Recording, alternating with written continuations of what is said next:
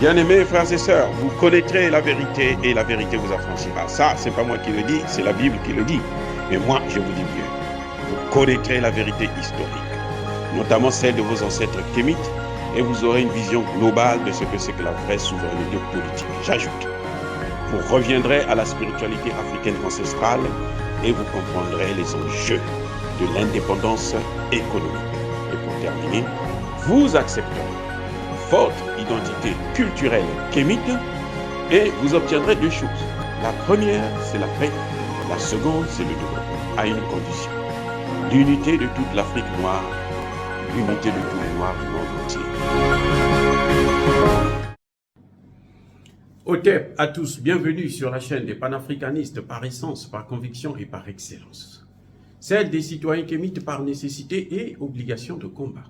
Nous sommes une chaîne qui n'est guidée que par nos ancêtres et rien que par les ancêtres qui appartiennent à l'égrégore du monde noir. Par conséquent, nous ne croyons en aucun Dieu venu de l'étranger. Toutefois, cette vidéo n'est aucunement destinée à inciter à la haine ou à la violence, car nous menons un combat qui est d'abord et avant tout spirituel, intellectuel et démocratique. Ensuite, il est politique, géopolitique et géostratégique. Contre l'impérialisme, le colonialisme, le néocolonialisme et l'endocolona, qui sont tous qualifiés de crimes contre l'humanité.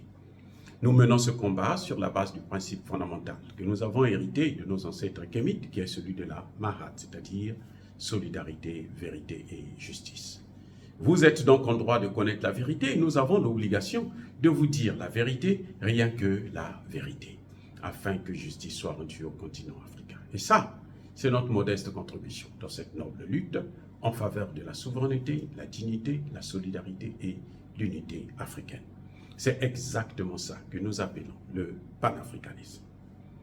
Bien-aimés frères et sœurs, la France a déclaré la guerre contre le Niger. La France a déjà déclaré la guerre contre le Niger. La France veut montrer ses muscles. Elle croit que c'est encore une puissance qui fait peur. C'est un tigre en papier. La France ne vaut rien sans l'Afrique. Et la France ne peut plus faire la guerre à l'Afrique. C'est fini. La France n'a jamais gagné une guerre. Pour que la France puisse se libérer des Allemands, il a fallu l'intervention des Africains. Les premiers à se rallier à De Gaulle pour faire la guerre contre l'Allemagne, ce sont des Africains. Et l'ingratitude de ces Français, et notamment de ce nain géopolitique qu'on appelle Emmanuel Macron, a dépassé les bornes. Mais il a déclaré la guerre contre le Niger, mais il a un problème grave. Vous savez quoi? C'est lequel? Ben, il ne sait pas par où commencer. Il ne sait pas comment s'y prendre. Et oui, il ne sait pas. Il ne peut pas intervenir, ou elle, pardon, Macron, je voulais dire, Macron ne peut pas intervenir depuis le Nigeria plutôt.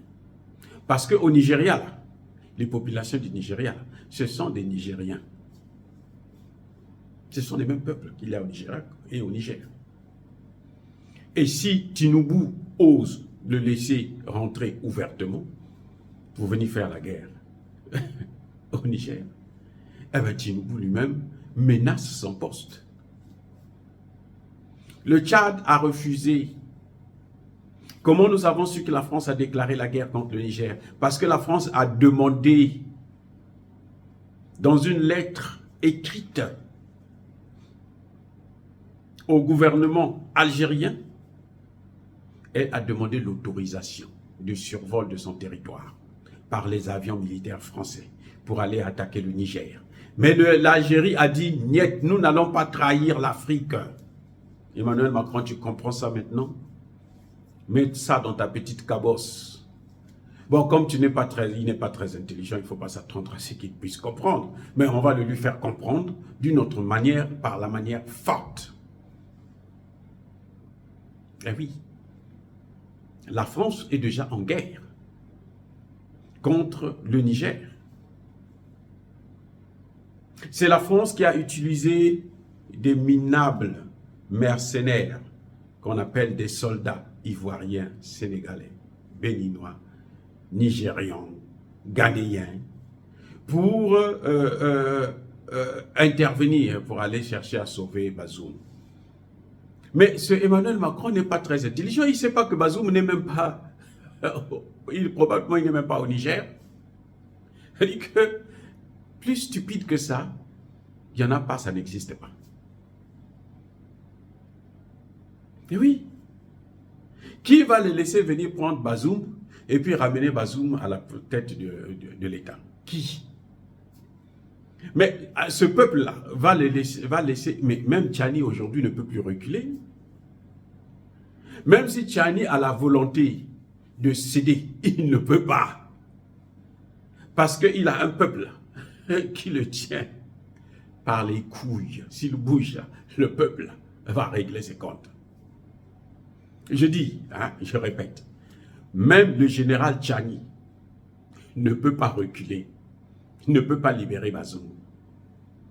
C'est le général Tchani qui l'a arrêté. Lui-même, il ne peut plus libérer Bazoum. Si on veut libérer Bazoum, là, il faut passer par les cadavres de l'ensemble de la population nigérienne. Il faut passer par les cadavres de l'ensemble de la population, de la jeunesse africaine. Et la France a misé gros et elle a perdu gros. Parce que les conséquences de cette aventure d'Emmanuel Macron sont gravissimes sur l'ensemble du territoire africain. Personne ne pourra encore faire confiance à Emmanuel Macron et à la France. Aucun, ou plutôt aucune autorité française ne peut avoir encore une certaine crédibilité en Afrique. C'est fini ça. Ils peuvent avoir une crédibilité auprès de Alassane Ouattara, mais pas auprès des Ivoiriens.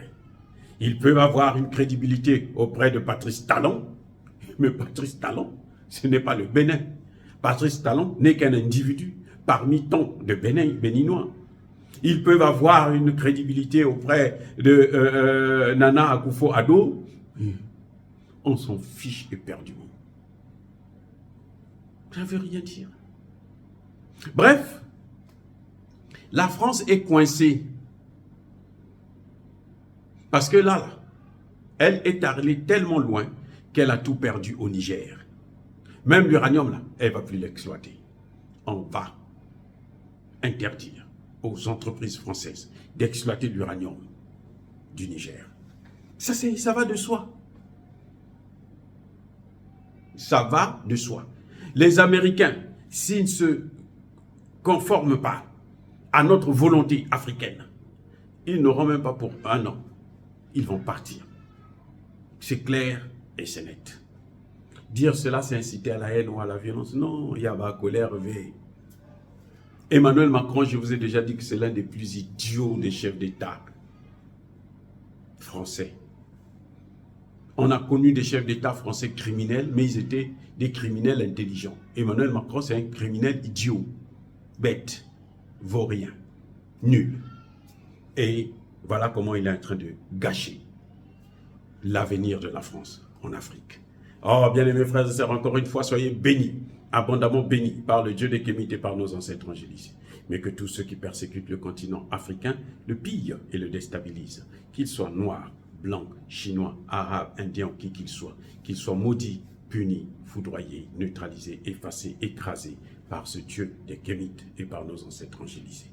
Vive l'Afrique éternelle, j'ai dit et j'assume.